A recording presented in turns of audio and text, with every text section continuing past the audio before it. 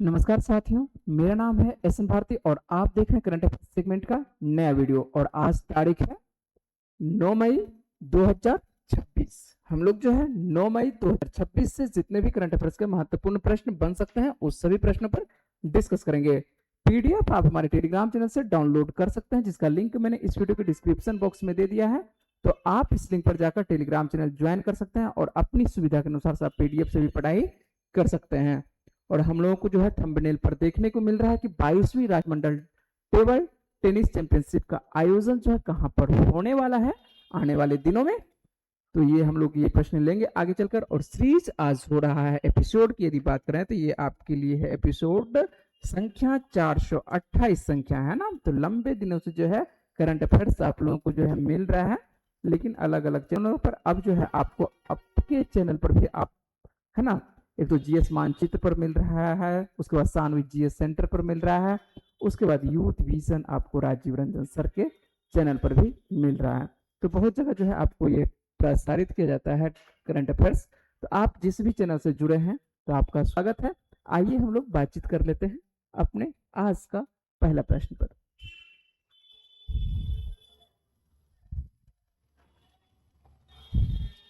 और पहला प्रश्न आपके स्क्रीनिंग के सामने में ये रहा और साथ साथ जो है आप लोग बनाने का प्रयास करेंगे। यदि आपसे प्रश्न तैयार होता है तो आप लोग साथ साथ बनाने का प्रयास करिएगा, है ना। लेते हैं आज का पहला प्रश्न। ठीक है, किसी प्रकार का कोई परेशानी नहीं होनी चाहिए। आवाज आपके लिए एक बार चेक कर दें कि आवाज सही है। बिल्कुल आवाज सही है ना।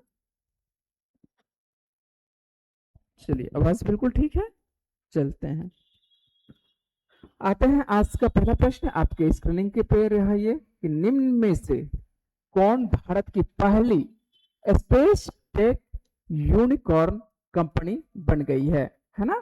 तो आसान सा प्रश्न है। और यदि आसान सा ये प्रश्न आपको देखने को मिल रहा है कि निम्न में से कौन भारत की पहली आपको यूनिकॉर्न कंपनी ये बन गई है, तो यूनिकॉर्न जो कंपनी आपको बनते हुए दिखाई पड़ रही है ये कौन सी, तो स्काई आपको, तो स्काई रूट आपको क्या है, स्काई रूट आपको एरोस्पेस कंपनी है ना। तो स्काई रूट आपको एरोस्पेस कंपनी ये जो आपको देखने को मिलती है ना। तो यही आपको बन रही है भारत की पहली स्पेसटेक यूनिकॉर्न कंपनी। तो आंसर इसका होता हुआ दिखाई पड़ रहा है, डी नंबर आंसर दिखाई पड़ रहा है ना। इसके बारे में थोड़ा सा बातचीत कर लेते हैं, ये है क्या और क्या क्या ये कंपनी कर रही है ना, और क्यों जो है ये आपके लिए चर्चा का विषय बना हुआ है। तो 7 मई यहाँ पर जो है देख लेते हैं, ये आपको 7 मई 2026 को हैदराबाद स्थित स्काई रूट एरोस्पेस भारत की पहली स्पेसटेक यूनिकॉर्न ये कंपनी बन गई है। ये तो आप समझ ही चुके होंगे। और उसके बाद कंपनी नए फंडिंग राउंड में लगभग $60 मिलियन जुटाकर जो है $1.1 बिलियन का मूल्यांकन हासिल किया है। और यह स्टार्टअप निजी तौर पर क्या है, ये निजी तौर पर जो है विकसित रॉकेट विक्रम-1, और विक्रम-1 के बारे में आपको बताए थे। विक्रम-1 को जो है ये लॉन्च करने की तैयारी कर रहा है। तो विक्रम को लॉन्च करने की, विक्रम-1 को जो है लॉन्च करने की तैयारी कौन कर रहा है, स्पेसटेक यूनिकॉर्न के द्वारा। तो ये आप लोगों के लिए महत्वपूर्ण प्रश्न है और अच्छे से इस प्रश्न को कवर रखिएगा। अगला प्रश्न है, निम्न में से किसने आपदा प्रबंधन और जन सुरक्षा को जो है बढ़ावा देने के लिए मई 2026 में भारत की स्वदेशी सेल ब्रॉडकास्ट आपको सिस्टम को जो है ये लॉन्च किया है ना। ये आप ध्यान देखें तो आपको ब्रॉडकास्ट आपको सिस्टम को जो है लॉन्च किया है, किसके द्वारा ये लॉन्च किया गया है, और ये लॉन्चिंग जो किया गया है किसके द्वारा, तो ज्योतिरादित्य सिंधिया के द्वारा। आप कहीं निकल रहे हैं, चलिए, ज्योतिरादित्य सिंधिया के द्वारा है ना। तो ये ध्यान रखेंगे। निम्न में से जो है किसने आपदा प्रबंधन और जन सुरक्षा को बढ़ावा देने के लिए मई 2026 में भारत की स्वदेशी सेल ब्रॉडकास्ट सिस्टम को जो लॉन्च किया है, ये किनके द्वारा, तो ज्योतिरादित्य सिंधिया। ये समझ रहे होंगे, ये मध्य प्रदेश के सांसद है, मध्य प्रदेश राज्य के अंतर्गत आता है ना, मध्य प्रदेश राज्य से ये आते हैं। मई 2026 में केंद्रीय ये संचार मंत्री, वर्तमान में क्या है ये आप याद रखेंगे, ये संचार मंत्री हैं। तो केंद्रीय संचार मंत्री जिनका नाम है ज्योतिरादित्य सिंधिया, और भारत की स्वदेशी सेल ब्रॉडकास्ट आपको सिस्टम को इनके द्वारा जो है लॉन्च किया गया था। ये याद रखेंगे क्या है, यह भारत की स्वदेशी सेल ब्रॉडकास्ट है ना, ये याद रखेंगे। और यह तकनीक जो है दूरसंचार विभाग के तहत सी.डॉट द्वारा राष्ट्रीय आपदा प्रबंधन प्राधिकरण और गृह मंत्रालय के सहयोग से जो है इसको विकसित की गई है, जो सीधे मोबाइल पर जो है वास्तविक समय में आपदा अलर्ट जो है भेजती है। तो आपके मोबाइल पर भी कभी आता होगा आपदा, बस जो मान के चलिए किसी प्रकार का जो है, अभी कम से कम तो मौसम सूचनाएं आ रही है ना, कि मौसम की सूचनाएं बारिश होने वाली है या नहीं होने वाली है। आने वाले दिनों में जो है मोबाइल पर जो है वास्तविक समय में जो है आपदा अलर्ट भी भेजता हुआ दिखाई पड़ेगा। और ये जो है आपको देखने को भारत के द्वारा ये स्वदेशी सेल ब्रॉडकास्ट जो है सिस्टम को जो है लॉन्च किया गया है ना। तो ये याद रखेंगे किनके द्वारा लॉन्च किया गया है, तो दूरसंचार मंत्री जो वर्तमान में है केंद्रीय आपको मंत्री, खास करके आपको संचार मंत्री है ना, दूरसंचार में यहाँ पर देखेंगे संचार मंत्री, तो ये आपको देखने को दूरसंचार कह सकते हैं, संचार मंत्री कह सकते हैं, बिल्कुल। संचार मंत्री कौन है, तो ये आपको ज्योतिरादित्य सिंधिया है। कुछ भी कर सकते हैं, कोई दिक्कत नहीं है, ऐसा नहीं है कि। चलिए आगे लेते हैं अगला प्रश्न जो आपके सामने में है, तीसरा नंबर का, निम्न में से किस स्थान पर 22वीं राष्ट्रमंडल टेबल टेनिस चैंपियनशिप का जो है आयोजन ये किया जाएगा। आसान सा प्रश्न है, और आसान सा प्रश्न भी आपको जो है दिक्कत का सामना उस वक्त हो जाती है जब आप इसको समझे नहीं रहते हैं या आपको याद नहीं रहता है। तो 22वीं राष्ट्रमंडल टेबल टेनिस, और टेबल टेनिस आपको देखने को मिलता है, टेनिस जो है दो तरह, एक लॉन टेनिस होता है, एक टेबल टेनिस होता है। और टेबल टेनिस चैंपियनशिप का आयोजन जो है ये कहां पर होने वाला है, अपने भारत में, और भारत के किस शहर में होने वाला है, तो ये आपको भारत के नई दिल्ली शहर में होने वाला है। ये आपको याद रखना होगा कि आपको 22वीं राष्ट्रमंडल खेल जो है खास करके टेबल टेनिस, तो टेबल टेनिस चैंपियनशिप जो है 2026 में, इसका आयोजन कहां पर, तो ये नई दिल्ली में किया जाएगा। और यह खेल जो है आपको 27 जुलाई से लेकर 2 अगस्त 2026 दिल्ली के त्यागराज स्टेडियम में आयोजित की जाएगी। तो अभी समय है, बहुत लंबा समय है, तो ये आपके लिए अभी जब घोषित हो चुकी है तो ये आप याद रखेंगे। नेक्स्ट प्रश्न आपके सामने में है, निम्न में से किसने स्वास्थ्य प्रणालियों का जो है एकीकरण के लिए स्वस्थ भारत पोर्टल लॉन्च किया है। तो ये जो है पोर्टल लॉन्च किया गया है, भारत आपको स्वस्थ भारत कह सकते हैं कि स्वस्थ भारत पोर्टल है ना। यदि बात करें कि इसका नाम क्या है, तो ये नाम आपको जो देखने को मिल रहा है ये क्या है, ये आपको स्वस्थ भारत पोर्टल है ना। तो ये स्वस्थ भारत पोर्टल आप याद रखेंगे कि स्वस्थ भारत पोर्टल है। और स्वस्थ भारत पोर्टल जो है ये किन के द्वारा स्टार्ट किया गया है, ये जो स्टार्ट किया गया है जगत प्रकाश नड्डा, जिसको कि हम लोग जेपी नड्डा के नाम से जानते हैं। तो यह है कौन, तो जेपी नड्डा के द्वारा। आज का सेगमेंट में जो है प्रश्न आसान आसान है ना, तो ज्यादा महत्व ये नहीं कह सकते कि ज्यादा टफ प्रश्न है, आसान आसान है कि पोर्टल है, कोई खेल का आयोजन है, कोई आपको किसी न किसी का आयोजन पूछ रहा है। तो भारत के केंद्रीय स्वास्थ्य एवं परिवार कल्याण मंत्री वर्तमान में कौन है, तो ये आपको जेपी नड्डा ही है ना, परिवार कल्याण मंत्री। और इनके द्वारा ही आपको देखने को मिलता है कि स्वास्थ्य प्रणालियों को एकीकृत करने के लिए स्वस्थ भारत पोर्टल, कौन सा पोर्टल है, तो ये आपको स्वस्थ पोर्टल जो लॉन्च किया गया है, स्वस्थ भारत पोर्टल। तो स्वस्थ भारत पोर्टल को लॉन्च किया गया है किनके द्वारा, तो जेपी नड्डा के द्वारा लॉन्च किया गया है। अगला प्रश्न है, आसान सा प्रश्न है, उसको भी हम लोग कवर कर लेते हैं। भारत ने जो है निम्न में से जो है किसके साथ मिलकर लगभग 169 करोड़ रुपए की जो है आपको इलेक्ट्रिक व्हीकल बैटरी जो है रिसाइकलिंग पहल शुरू की है। तो ये ध्यान रखने की बात है आपको कि आपको भारत जो है निम्न में से पूछ रहा है कि ये 4 ऑप्शन में से किसके साथ मिलकर जो है लगभग 169 करोड़ रुपए की जो है इलेक्ट्रिकल व्हीकल बैटरी जो है रिसाइकलिंग करने की शुरुआत की है। यह किसके साथ, तो भारत जो है यूरोपियन यूनियन के साथ है ना। तो यूरोपियन यूनियन के साथ ये शुरुआत किया गया है। तो ये यूरोपियन यूनियन आप याद रखेंगे, अच्छे से इस प्रश्न को भी याद रखेंगे। चलते हैं पहले इसी प्रश्न पर थोड़ा सा जो फैक्ट है, चलिए फैक्ट है नहीं, उसी बातों को जो है यहाँ पर दोहराया गया है कि आपको भारत ने जो है यूरोपीय संघ के साथ मिलकर 169 करोड़ रुपये या मिलियन में आपको 15.2 मिलियन यूरो के बारे में दोनों लिखा है, रुपया और यूरो की इलेक्ट्रिक आपको व्हीकल बैटरी रिसाइकलिंग की पहल क्या क्या है, पहल की ये शुरुआत की है। तो रिसाइकलिंग भी जरूरी है, जब भी कुछ बनाते हैं तो उसका रिसाइकल भी करना जरूरी हो जाता है।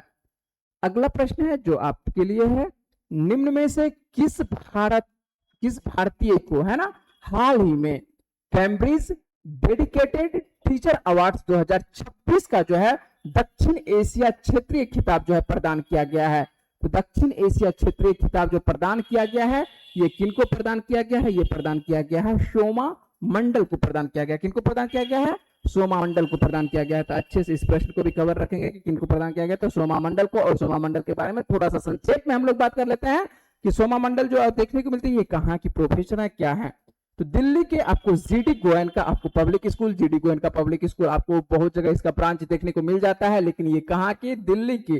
तो दिल्ली की आपको जीडी पब्लिक जो आपको खासकर गोयनका पब्लिक स्कूल है, इनकी आपको ये विज्ञान की शिक्षिका है। यहाँ आपको किसकी है, तो ये विज्ञान की ही है। और विज्ञान की शिक्षिका, इनका नाम क्या है, सोमा मंडल। ये जो आप तस्वीर देखने को मिल रहा है, तो ये तस्वीर जो है ये आपको सोमा मंडल की तस्वीर है। तो सोमा मंडल की तस्वीर, और ये कहाँ की आपको शिक्षिका है, तो ये शिक्षिका आपको समझ में आ चुका होगा कि आपको कहाँ की, दिल्ली की। और दिल्ली के किस स्कूल का, तो आपको जीडी गोयनका का। और इनको हाल ही में जो है कैम्ब्रिज डेडिकेटेड टीचर, तो आपको कैम्ब्रिज डेडिकेटेड टीचर अवार्ड 2026 का जो है दक्षिण एशियाई क्षेत्रीय खिताब से जो है प्रदान किया गया है। तो याद रखेंगे, सोमा मंडल को भी याद रखने की आवश्यकता है यदि आपसे प्रश्न पूछा जाता है। और इस तरह सबका प्रश्न जो है कठिन के अंतर्गत आ जाता है जब परीक्षा में आपको देता है, क्योंकि इस तरह का प्रश्न आपको किताबों में ज्यादा देखने को नहीं मिलता है ना। कोई भी किताब यदि लेते हैं मार्केट से, तो वो ज्यादा इन लोगों को तवज्जो नहीं देता है, कवर नहीं करता है। तो इस वजह से जो है आप लोगों से यदि पूछता है तो याद रखेंगे। अगला प्रश्न है, स्वास्थ्य और परिवार कल्याण मंत्रालय ने जो है ना, तो जेपी नड्डा के द्वारा ही आएगा। एक बार नाम बता चुके हैं, लेकिन एक बार फिर से प्रश्न है कि स्वास्थ्य और परिवार कल्याण मंत्रालय ने जो है भारत में मातृ एवं शिशु स्वास्थ्य सेवाओं को जो है मजबूत करने के लिए कौन सा प्लेटफॉर्म जो है लॉन्च किया है। एक प्लेटफॉर्म लॉन्च किया गया है यहाँ पर मातृ और शिशु दोनों से, माओ के लिए भी और बच्चों के लिए, जो छोटे बच्चे नवजात बच्चे होंगे उनके लिए स्वास्थ्य सेवाओं को जो मजबूत करने के लिए कौन सा प्लेटफॉर्म पूछ रहा है कि कौन सा प्लेटफॉर्म लॉन्च किया गया। और इस तरह का प्रश्न जो है आपको रेलवे में जो है बहुत ज्यादा पूछा जाता है ना, कि कौन सा प्लेटफॉर्म है, किस मंत्रालय के द्वारा लॉन्च किया गया, ये सब प्रश्न। और यह जो है लॉन्च किया गया किनके द्वारा, तो ये नाम आपको देखने को मिलेगा मिलता जुलता, सभी मिलता जुलता देखने को मिल रहा है, मात्र से भी मिलता जुलता सभी देखने को मिल रहा है। लेकिन यह आंसर क्या होगा, जननी डिजिटल प्लेटफॉर्म। क्या नाम होगा, तो ये जननी डिजिटल प्लेटफॉर्म। इसका ऑप्शन देखिए कैसा है, मात्र शक्ति, मां से मिलता जुलता, बच्चों के लिए, पोषण के लिए, तो लगेगा कि पोषण भी हो सकता है, होगा। संजीवनी, आप समझ रहे हैं कि जीवन देने वाली माँ, और बच्चों के लिए माँ जो है संजीवनी का काम करती है, तो ये भी हो सकता है, लगेगा आपको। और जो बच्चे के लिए जो माँ जन्म दे, यहाँ पर जो है बच्चे जो है आपको जननी कहा जाता है, कि इनको माँ को जो जन्म देती है तो जननी, तो इसी से मिलता जुलता है। लेकिन आंसर यही होगा, जननी डिजिटल प्लेटफॉर्म। समझ रहे हैं बात को, ये सब प्रश्न जो है आपको परेशान करता है। चलिए कुंदन जी नमस्कार कुंदन जी, ठीक है, चलिए आ जाते हैं, ठीक है। आप पूछ रहे हैं क्लास के बारे में, तो आपको अभी जस्ट आपको इन्फॉर्मेशन मिल गई। चलिए अभी देखिए लाइव क्लास है मेरी, है ना। मेरी क्लास जो है आपको कभी भी, बहुत कम ही ऐसा होता है कि जो एब्सेंस होती है, नहीं तो लगातार आपको कंटिन्यू होती है। मेरी क्लास कल भी होगी, ठीक है। यहाँ पर आते हैं, यहाँ पर बातचीत कर लेते हैं। और स्वास्थ्य परिवार कल्याण मंत्रालय, जेपी नड्डा के बारे में भी बातचीत किए थे। और यहाँ पर लिखा हुआ है कि परिवार कल्याण मंत्रालय ने जो है भारत में मातृ एवं शिशु स्वास्थ्य सेवाओं को जो है मजबूत करने के लिए जो है जननी नामक जो है एक डिजिटल प्लेटफॉर्म जो है ये क्या किया गया है, लॉन्च किया गया है। तो ये याद रखेंगे, खास करके जो है कौन से नाम है आपको, ये जननी से, है ना, जननी। और जननी का यदि बात करें, ये जननी तो रखा गया है, लेकिन जननी का भी फुल फॉर्म है। और जननी का फुल फॉर्म क्या है, जर्नी ऑफ, आपको देखने को मिल रहा है एंटेनल देखने को मिल रहा है ना। तो यहाँ पर आपको छोड़ देते हैं, ये जरूरत नहीं है आपके लिए, है ना। जरूरी नहीं है कि आपको इसके लिए, आपको आवश्यकता नहीं है, इसका फुल फॉर्म नहीं पूछेगा, लेकिन हम आपको दे दिए हैं। यदि आपको कोई आवश्यकता होगा तो आप यहाँ से पीडीएफ जो है पढ़ सकते हैं। यदि नहीं पढ़ने की आवश्यकता है तो कोई जरूरत नहीं है। लेकिन जननी से, जननी का फुल फॉर्म लिखा हुआ है, तो जननी का भी फुल फॉर्म आपको पूछा जाता है, ठीक है। तो आवश्यकता नहीं, आप लोगों को ऐसा नहीं कि आवश्यकता है। क्या मैसेज कर रहे हैं आप, और क्या लिखे हैं। चलिए इतना जो आप मैसेज लिखे हैं उतना आवश्यकता नहीं है। जो आप भाषा लिखे हैं, चलिए उस भाषा का उतना आवश्यकता नहीं है, ठीक है। हम लोग जो है थोड़ा सा चल देंगे, ठीक है। साथ साथ और परेशान होने की आवश्यकता भी नहीं है। और क्लास जो जहाँ पर आप पढ़ते हैं तो वहाँ पे भी क्लास होगी, ठीक है। सबसे और विशेष बात करके जो है बातचीत करेंगे। चलते हैं यहाँ पर बातचीत करते हैं। अगला प्रश्न आपके सामने में कि निम्न में से जो है किस स्थान पर जो है पहले अंतरराष्ट्रीय बिग कैट अलायंस, और बिग कैट अलायंस के बारे में बहुतों बार बता चुके हैं कि बिग कैट अलायंस होती क्या है, नहीं होती है, उसके बारे में बात कर चुके हैं। और इसका जो है शुरुआत से सम्मेलन के बारे में आपको दे रहे हैं कि अलायंस शिखर सम्मेलन 2026 का जो है आयोजन किया जाएगा। ये पूछ रहा है कि किस स्थान पर किया जाएगा, है ना। अब ये नहीं पूछा कि कहां पर किया जाएगा, भारत में तो फिक्स है कि भारत में होगा इसका आयोजन, है ना। और जब भारत में होगा, बहुत सारे देशों का जब मान के चले प्रतिनिधित्व तो यहाँ पर आएंगे, तो कहाँ, पटना थोड़े आएंगे, आएंगे कहाँ पर आएंगे, नई दिल्ली आएंगे। और आज के प्रश्न में जो अधिकांश जो प्रश्न का जवाब जो है आपको नई दिल्ली देखने को मिलता है, तो यहाँ पर भी क्या देखने को मिलता है, नई दिल्ली। तो आपको ये बिग कैट अलायंस और बिग कैट अलायंस पर्यावरण से संबंधित है, वह भी आपको पूछा जा सकता है बिग कैट अलायंस के बारे में। आइए देख लेते हैं। भारत में जो है आपको 1 से 2 जून के आसपास आपको देखने को मिलेगा 2026 को, ही आने वाले माह में नई दिल्ली में पहले अंतरराष्ट्रीय आपको बिग कैट अलायंस के बारे में पूछा जा सकता है, ठीक है। तो आप बिग कैट अलायंस के बारे में याद रखेंगे कि इसका आयोजन कहां पर, भारत में, भारत के किस शहर में, तो यह नई दिल्ली में इसका आयोजन होने वाला है। और अंतरराष्ट्रीय बिग कैट अलायंस आपको देखने को मिलता है, क्या यह एक पहली बार आपको इसके बारे में खास करके बात कर रहे हैं कि क्या है ये आपको बिग कैट अलायंस। तो अंतरराष्ट्रीय बिग कैट अलायंस जो है एक पहली बार आपको बनाया गया अंतर सरकारी आपको क्या है, और बहु एजेंसी आपको एक गठबंधन है ना, कह सकते हैं कि ऐसा नहीं कि कोई महत्वपूर्ण सरकारी गठबंधन है या सरकारी कार्य कर रही है। ये ऐसे पर्यावरण के उद्देश्य से जो है बनाया गया कि जिसका उद्देश्य क्या है कि दुनिया की जो बड़ी बिल्ली प्रजाति है उसका संरक्षण करना। तो कोई सरकारी ये कार्य नहीं है, ये पर्यावरण के उद्देश्य से जो है ये तैयार किया गया है कि समाज में जो है और पृथ्वी पर कह सकते हैं कि सभी जीवों का जो है अधिकार है। ऐसा नहीं कि केवल मनुष्य का ही अधिकार है पृथ्वी पर और सभी जीवों का अधिकार नहीं है। तो सभी जीव जो है पृथ्वी पर जो है सामान्य रूप से जो है अधिकार रखते हैं, और उसी उद्देश्य से इसका संरक्षण भी आवश्यक है ना। ऐसा नहीं कि ये जो है अब इसके क्षेत्र में जाएगा तो स्वाभाविक बात है कि ये लोग हमको मार के, अपने लोगों को मार के खा जाएगा, लेकिन अब ऐसा नहीं कि इसको पूरी तरह से हटा दिया जाए पृथ्वी पर से, ठीक है। इसका भी संरक्षण आवश्यक है। और जो सरकार होती है, सरकार किसी भी देश का हो, अपने देश का हो या दूसरे देश का हो या कहीं का भी हो, है ना, सरकार का कर्तव्य बनता है कि वो सबों की रक्षा करना, मानव का भी रक्षा करना, जो पशु पक्षी जो भी हैं सभी की रक्षा करना। और उसी के अंतर्गत जो है ये आपको इंटरनेशनल आपको बिग कैट अलायंस होने वाला है, कहां पर, दिल्ली में होने वाला है। तो पहली बार होने वाला है, तो ये भारत में ही होने वाला है, तो ये याद रखेंगे। और 7 इसके अंतर्गत जो 7 बिल्ली प्रजाति की है, ठीक है, और 7 बड़ी बिल्ली प्रजाति का जो बिग कैट अलायंस लिखा हुआ है, तो 7 आता है। 7 जीव ये कौन कौन से आपको इसमें आते हैं, आइए सभी के बारे में बात लेते हैं। आप टाइगर के बारे में सुने होंगे, टाइगर जो आपको देखने को मिलता है, तो ये जो बाघ आपको देखने को मिलता है, तो सबसे पहले आपको यहाँ पर टाइगर, ठीक है। उसके बाद यदि बात करें कि आपको लायन, शेर जिसको बोल रहे हैं, तो शेर आप समझ ही रहे हैं। यहाँ पर यदि बात करें कि यहाँ पर जो है शेर का इमेज कहाँ है, यहाँ पर आपको देखने को मिल रहा है, ये आपको लायन हो चुका है। तेंदुआ यदि बात करें, लियोपार्ड की बात करें, तो आपको यहाँ पर देखने को मिल रहा है ये तेंदुआ की तस्वीर। और तेंदुआ में 2 तेंदुआ, एक तेंदुआ एक उसके बाद हिम तेंदुआ, है ना। ये जो आपको देखने को मिल रहा है, ये हिम तेंदुआ आपको थोड़ा सा व्हाइट टाइप का होता है, और उसमें जो है चितकबरा टाइप का आपको काला काला काला देखने को मिलता है। ये आपको ये हो गया तेंदुआ, है ना। दोनों तेंदुआ आपको, एक जो जंगलों में रहता है, एक रहता है आपको बर्फ में तेंदुआ रहता है।